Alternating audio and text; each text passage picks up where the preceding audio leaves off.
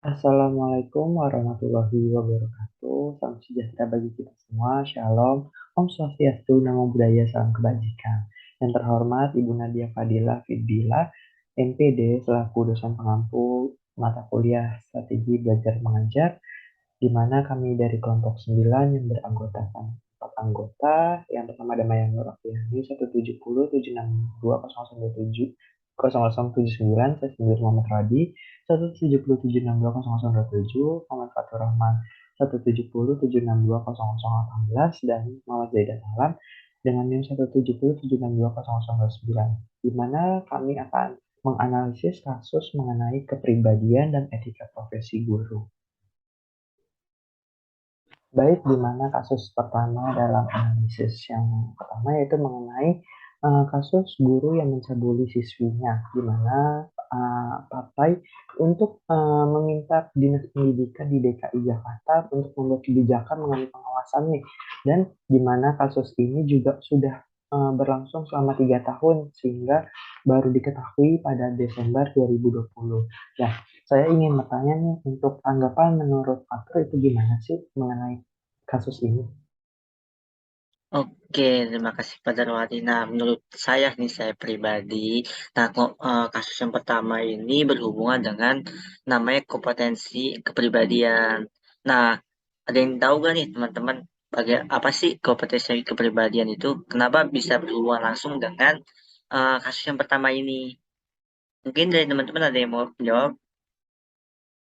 Oke, izin menanggapi ya Fatur bahwa kenapa sih di kasus ini tuh masuk ke dalam kompetensi kepribadian karena dalam kasus ini tuh seharusnya kan guru harus bisa menampilkan diri sebagai pribadi yang berwibawa, kemudian profesional dan berakhlak mulia ya, yang bisa menjadikan teladan bagi peserta didiknya. Namun di dalam kasus ini justru guru tersebut itu malah tidak mencerminkan sebagai kompetensi kepribadiannya. Seperti itu, Fatur.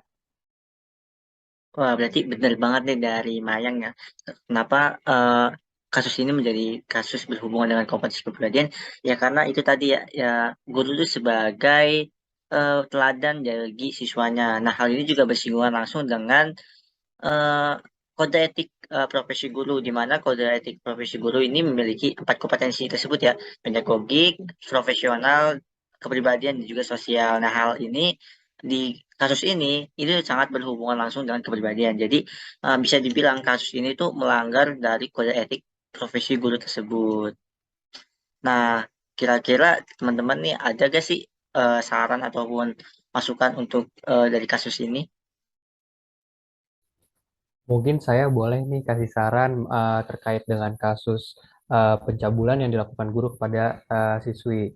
Jadi di sini saya punya solusinya jika kejadian itu terjadinya sebelum sebelum kejadian tersebut. Jadi di sini saya punya solusi, di mana solusinya itu yang pertama saya punya dengan cara mensosialisasikan tentang seperti sex education. Lalu yang kedua itu mensosialisasikan ke orang tua terhadap bahayanya pelecehan terhadap guru dan memiliki hubungan yang sangat dekat dengan guru. Jadi di sini orang tua tuh bisa mensosialisasikan anaknya untuk bisa menilai hal tersebut. Lalu dan juga yang ketiga, yang terakhir yaitu mengadakan guru BK untuk anak-anak supaya mereka tahu apa yang perlu dilakukan jika ada oknum-oknum yang mendekati pelecehan. Seperti itu. Bagaimana untuk rekan yang lain?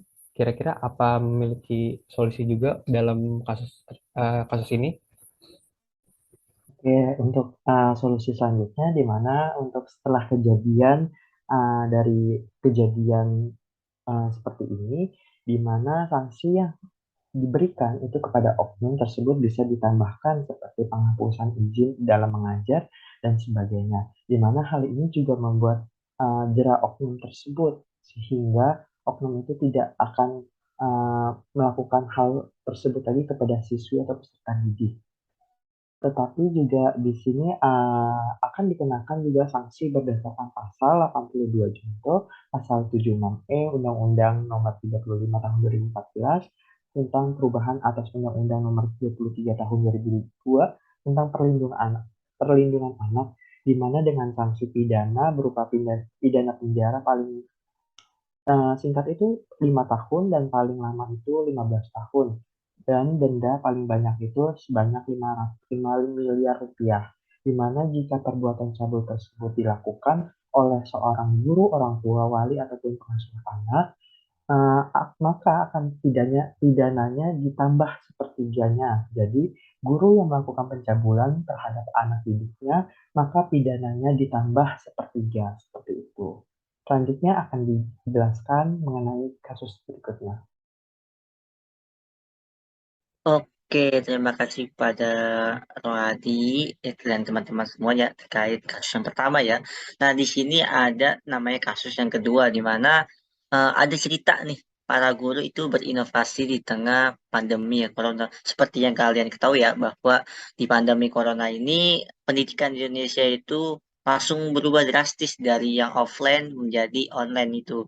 Nah, di sini ada cerita guru yang punya inovasi, yang punya kreatif, dia itu menyampaikan materi-materinya melalui siaran radio ya. Jadi guru ini sangat berinovasi untuk menjalankan pendidikan di Indonesia. Nah, dari teman-teman semua nih, kira-kira ada gak nih tanggapan dari kasus yang kedua?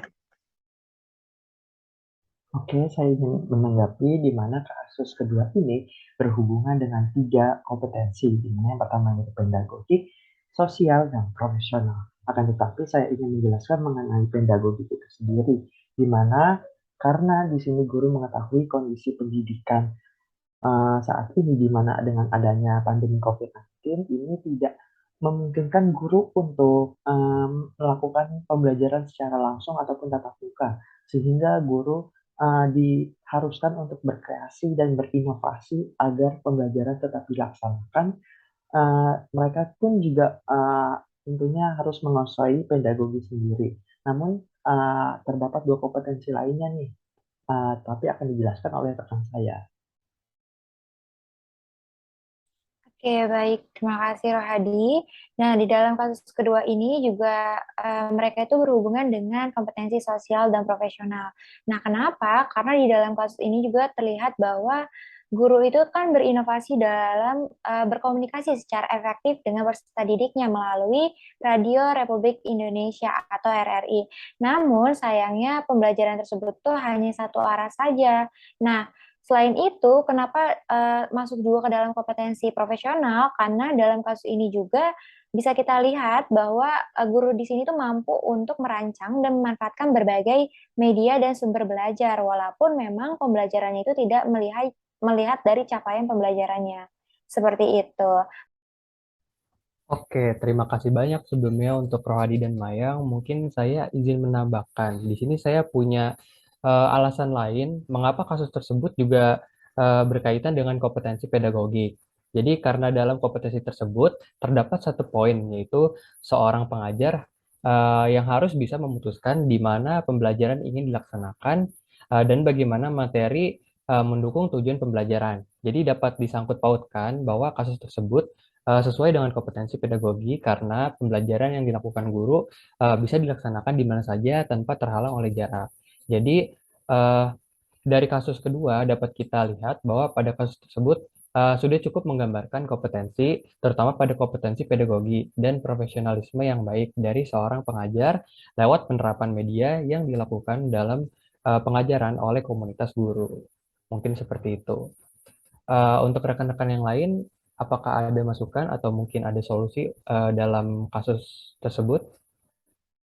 Oke, terima kasih pada teman-teman semua ya. Tadi udah jelas banget ya terkait apa sih kompetensi yang dari masalah dari kasus tersebut. Terus juga banyak banget nih tanggapan-tanggapan dari Rohadi, dari Mayan dan Jaidan.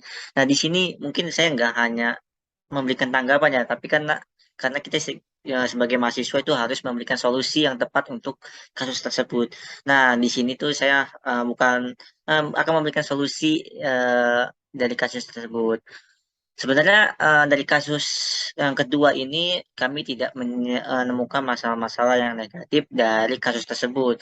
Nah, tapi melainkan di sini kita hanya memberikan sedikit saran, yaitu dari segi media pembelajaran yang dilakukan oleh guru tersebut. Nah, kalau yang kita lihat ya bahwa eh, mereka itu menggunakan radio yang hanya satu arah aja. Sedangkan bisa dibilang kalau misalnya kita menggunakan media pembelajaran yang lebih efektif kayak misalnya berbentuk visual, berbentuk ya bisa suara dan ya bisa terlihat sama mahasiswanya ataupun siswa-siswanya itu sangat bagus ya karena kan itu menjadi salah satu hal yang menjadi eh, keterikatan antara guru dan siswanya. Dan juga di sini guru juga harus melihat capaian pembelajaran walaupun memang jaraknya jauh, tapi guru juga harus melihat pencapaian pembelajaran dari kompetensi ataupun dari KD yang sudah ditentukan oleh guru tersebut.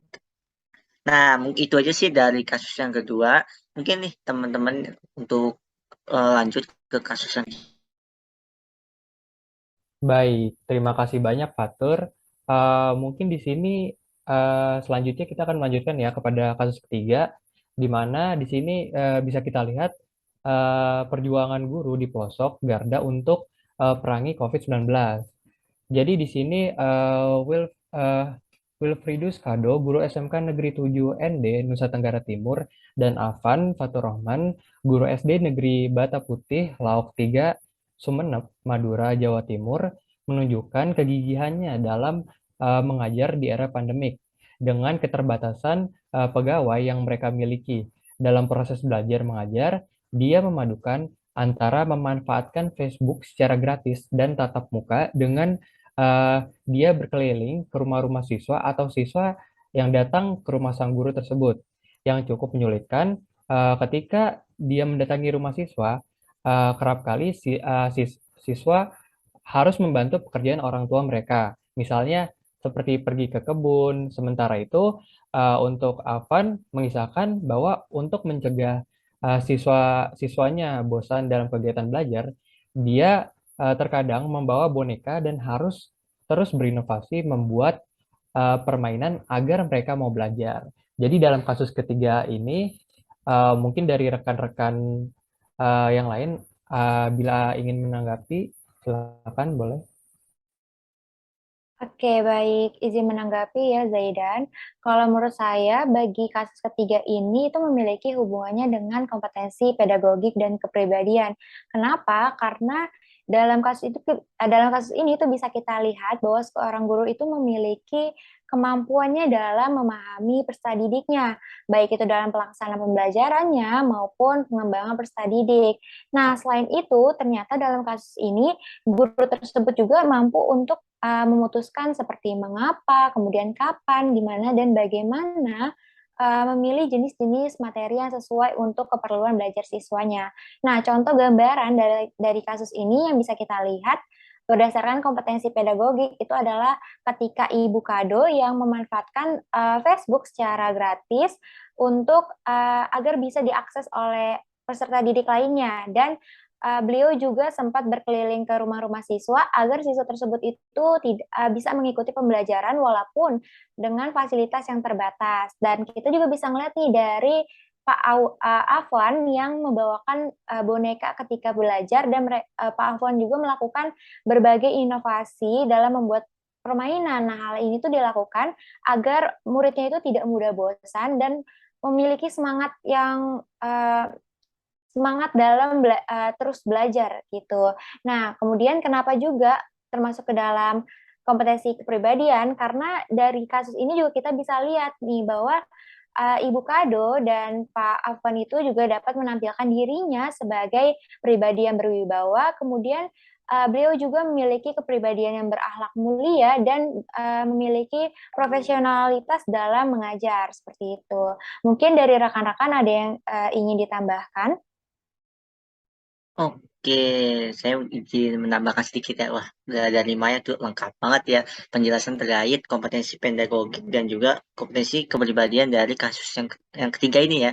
Cuman nggak hanya dua kompetensi tersebut, tapi juga ada namanya kompetensi sosial. Nah, kita bisa lihat dari di mana di mana Ibu Kado ini memanfaatkan teknologi seperti Facebook ya, seperti kayak yang kalian ketahui ya, Facebook ini kan komunikasi dua arah, bisa bisa melalui video, bisa melalui chat dan sebagainya. Nah, jadi hal ini tuh membuat siswa ataupun guru ini bisa saling mendekatkan diri. Nah, selain itu juga di sini dari Pak Afan sendiri itu juga bisa berkomunikasi secara efektif, di mana tadi membuat orang tua peserta didik ini menjadi berkontribusi terhadap perkembangan pendidik anaknya. Jadi Pak Afan ini berkoordinasi dengan orang tuanya, sehingga ya dengan berkoordinasi tersebut Pak Afan ini dan siswa dan orang tuanya itu bisa menjalin hubungan dengan lebih baik lagi. Nah, mungkin itu saja sih dari saya. Mungkin teman-teman ada yang mau menambahkan? Oke, kalau menurut saya, selain dari dua kompetensi yang sudah disebutkan oleh Mayang dan dari Fatur, ada juga kompetensi profesional, di mana kita bisa melihat dari Ibu Kado dan Pak Afan sendiri juga mampu mengaplikasikan berbagai metodologi dalam strategi pembelajaran, di mana mereka mampu menyusun program pembelajaran dan mereka juga bisa memanfaatkan berbagai media yang ada dan sumber belajar peserta didik, sehingga mereka yang diajarkan itu bisa sesuai dengan bidang studi yang mereka ajarkan. Mungkin dari teman-teman ada nih yang ingin menjelaskan mengenai keterkaitan dengan etika profesi guru.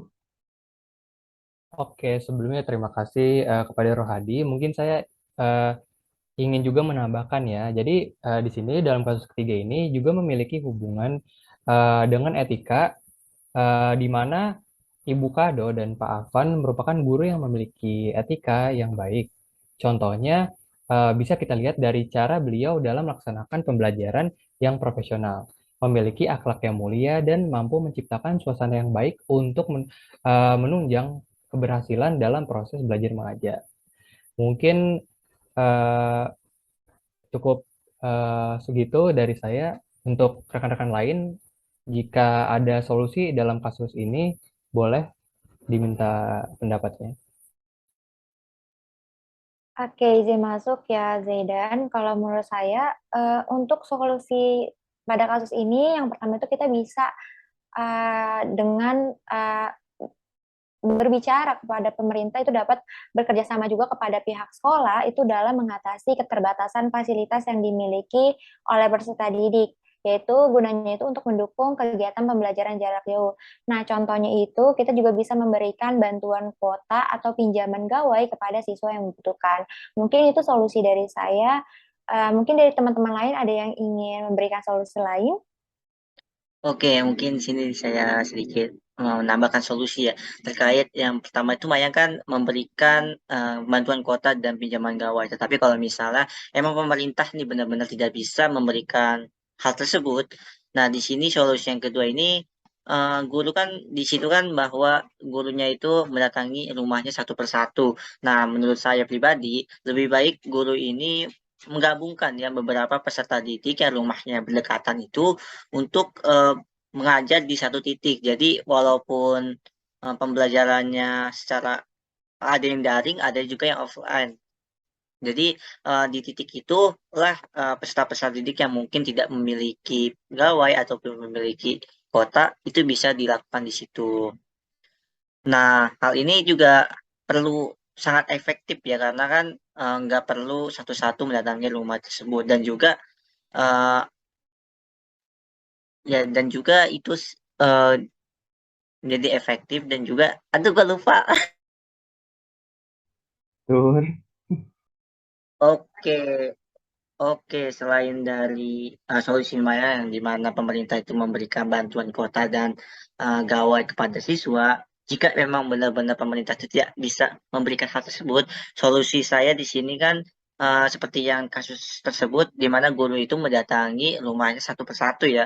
Nah, solusi yang lebih tepatnya itu menggabungkan beberapa peserta didik yang rumahnya berdekatan itu menjadi satu titik mengajar. Jadi ada yang daring dan juga ada yang offline ini dikumpulkan dari satu yang mungkin rumahnya berdekatan sehingga teman-teman peserta didik juga bisa belajar walaupun dia tidak memiliki gawai tersebut. Nah, hal ini tuh sangat efektif dan efisien ya untuk proses pembelajaran di masa pandemi saat ini. Mungkin itu saja sih dari saya. Mungkin ada yang lain. Baik, untuk selanjutnya, untuk solusi menurut saya dari pemerintah sendiri itu harus memberikan apresiasi kepada guru itu sendiri dan memberikan pemenuhan kebutuhan guru itu sendiri di berbagai pelosok daerah dan menyejahterakan setiap kegiatan pembelajaran. Tentu dengan adanya bantuan dari pemerintah untuk memberikan bantuan kepada guru dalam proses pembelajaran tentu akan membuat efektif proses pembelajaran itu sendiri sehingga guru dapat melakukan pembelajaran dengan peserta didik dapat berjalan dengan baik dan sesuai dengan tujuannya. Wah, banyak banget ya kasus-kasus di Indonesia tersebut. Oke, mungkin saya next ya.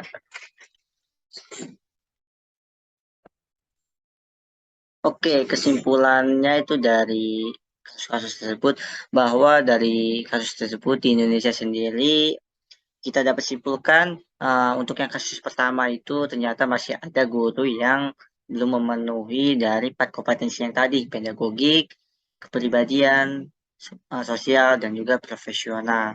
Dan juga tidak memenuhi kode etik dari guru, di mana guru tersebut ya sangat tidak lazim ya mencabuli seorang siswa tersebut. Nah, sedangkan yang dari kasus yang kedua ini, kita dapat simpulkan bahwa guru-guru tersebut sudah memenuhi kompetensi dari 4 tersebut.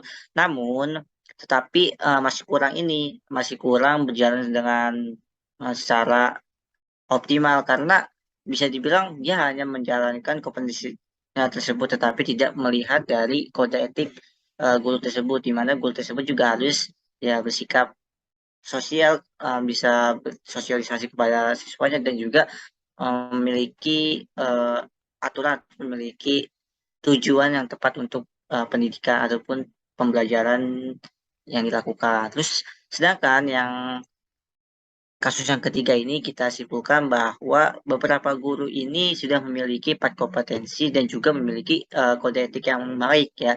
Nah, kita ini sebagai calon guru ini bisa banget dijadikan sebagai contoh untuk guru-guru yang akan di masa yang akan datang. Jadi untuk kasus yang ketiga ini kita sangat merekomendasikan kita nih sebagai calon guru untuk mencontoh kasus yang ketiga ini.